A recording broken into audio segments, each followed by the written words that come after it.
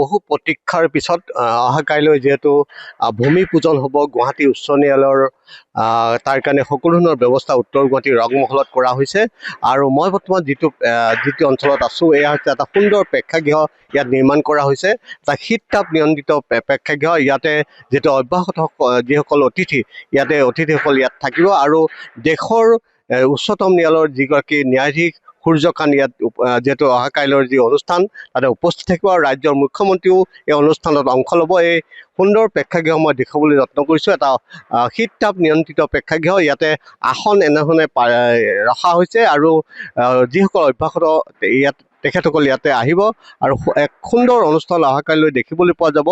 আৰু যিহেতু উত্তৰ গুৱাহাটীৰ ৰংমহলত এখন বুৰঞ্জী প্ৰসিদ্ধ অঞ্চল উত্তৰ গুৱাহাটীৰ ৰংমহল আৰু এই ৰংমহলতে যিহেতু হাইকোৰ্টখন ইয়াতে নিৰ্মাণ কৰা হ'ব ইয়াৰ কাৰণে উত্তৰ গুৱাহাটীৰ প্ৰতিজন লোকে ইতিমধ্যে আগ্ৰহেৰে বাট চাই আছে আৰু স্থানীয় আৰু এই হাইকোৰ্টখনে আচলতে উত্তৰ গুৱাহাটীলৈ এক আমূল পৰিৱৰ্তন আনিব বুলি ইতিমধ্যে সকলোৱে উল্লেখ কৰিছে আৰু এই হাইকোৰ্টখন অতি অত্যাধুনিক হ'ব। ইয়াত সকলো ধৰণৰ ব্যৱস্থা থাকিব আৰু এখন ইণ্টিগ্ৰেটেড হাইকোৰ্ট ইয়াত নিৰ্মাণ হ'ব বুলি ইতিমধ্যে সকলোৱে উল্লেখ কৰিছে আৰু ইয়াতে যিহেতু কেইবাজনো লোক আছে মই তেখেতসকলৰ সৈতেও কথা পাতিবলৈ যত্ন কৰিছোঁ।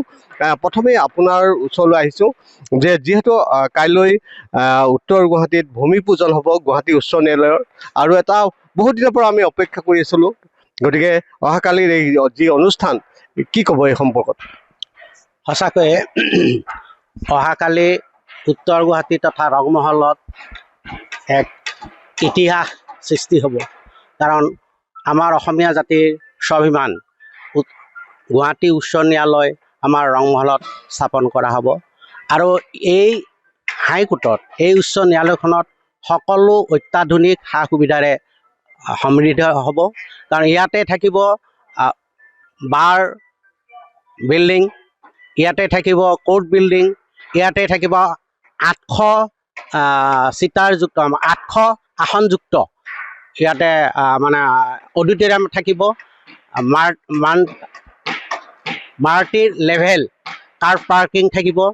এনেকৈ সুন্দৰ সা সুবিধাৰে অত্যাধুনিক সা সুবিধাৰে সমৃদ্ধ আমি এখন হাইকোৰ্ট পাবলৈ গৈ আছোঁ আৰু অহাকালি ভূমি পূজনৰ জৰিয়তে এই উচ্চ ন্যায়ালয়ৰ শুভাৰম্ভণি কৰা হ'ব আৰু সঁচাকৈ অহাকালি ৰংমহলত এক নজিৰবিহীন ঘটনা হ'ব এই কাৰণেই যে ভাৰতৰ উচ্চতম ন্যায়ালয়ৰ যিগৰাকী সন্মানীয় ন্যায়াধীশ তেখেতৰ লগতে আন 6 গৰাকী সন্মানীয় ন্যায়াধীশ ইয়াতে উপস্থিত থাকিব মাননীয় মুখ্যমন্ত্ৰী ডাঙৰীয়া।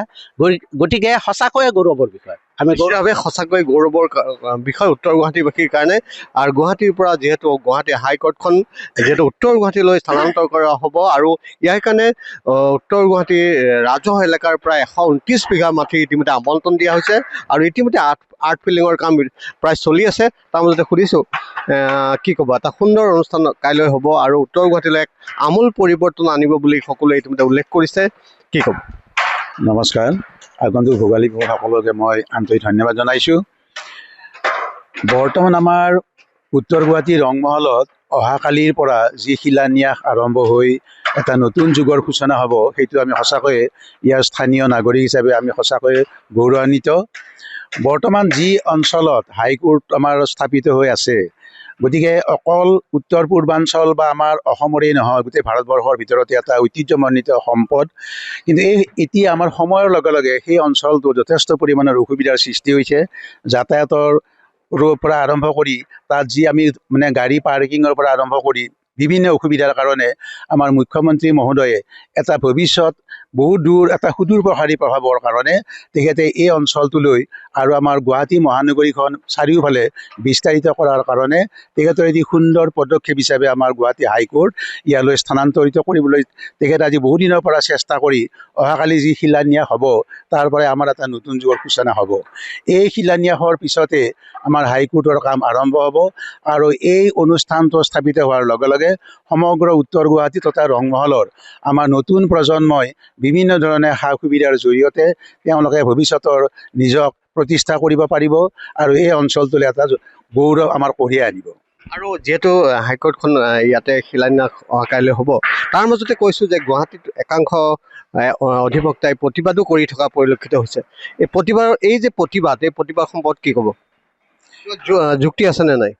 মই ভাবোঁ যে এইটো এটা প্ৰতিবাদ কৰা তেওঁলোকৰ কোনো যুক্তি নাই, কাৰণ তেখেতে অত্যন্ত দূৰদৰ্শী যে এই অঞ্চলত যি অঞ্চলটো এতিয়া হাইকোৰ্ট আছে তাত বিভিন্ন অসুবিধাৰ সন্মুখীন হৈছে। কাৰণ সেইটো আমাৰ অসমৰেই নহয়, গোটেই বৃহত্তৰ আমাৰ উত্তৰ পূৰ্বাঞ্চলৰ এটা সম্পদ। গতিকে বিভিন্ন অসুবিধাৰ কাৰণে তেওঁ বিভিন্ন যোগাযোগৰ জৰিয়তে আমাৰ যি উন্নত ব্যৱস্থা হ'ব ৰংমহলত, এই যোগাযোগ ব্যৱস্থাৰ প্ৰভূত প্ৰসাৰণৰ লগে লগে বিভিন্ন সা সুবিধাবিলাক ইয়াত অত্যাধুনিক পদ্ধতিৰে হাইকোৰ্ট স্থাপন কৰা হ'ব। গতিকে সেই প্ৰতিবাদৰ জৰিয়তে আমাৰ মুখ্যমন্ত্ৰী মহোদয়ক তেওঁ হয়তো বাধা দিব নোৱাৰিব। গতিকে এই ভৱিষ্যতৰ কামবিলাক সুচাৰুৰূপে পৰিচালনা হ'ব বুলি মই আশা কৰিছোঁ। নিশ্চিতভাৱে। আৰু অহাকাইলৈ যি সুন্দৰ অনুষ্ঠান, এই সুন্দৰ অনুষ্ঠানৰ কাৰণে উত্তৰ গুৱাহাটীৰ প্ৰতিজন লোকে আগ্ৰহেৰে বাট চাই থকা পৰিলক্ষিত হৈছে।